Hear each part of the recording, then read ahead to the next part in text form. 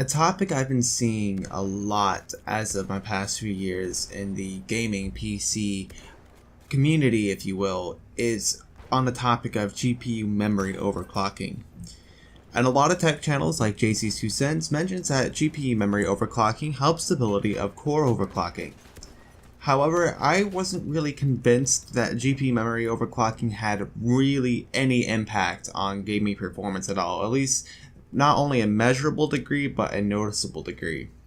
However, I took the liberty of testing the GTX 1080 at 6 GHz with the 6 GHz overclock of GDDR5X compared to its stock 5.1 GHz. That is a 800 MHz delta, and I did the following tests at 1080p, 1440p, GTA 5, Battlefield 1, and Firestrike. Mindful again, my system specs is a 5820K 4.4 GHz, and my RAM is at 2666 MHz, because as we saw in the previous video, its XMP profile actually gave it worse performance. So 2666 is actually an improvement compared to its XMP. And here are the results.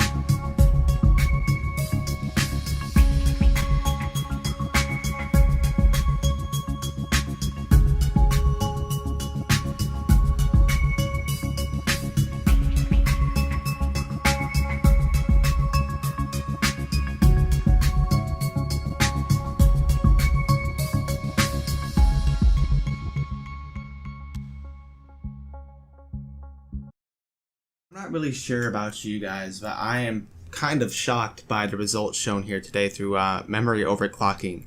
In GTA 5, I know it's not a graphically demanding game. Well, hell, it's a very graphically demanding game, but it's more or less CPU bound. As we saw, the delta really was within the margin of error. Nothing really worth noting of.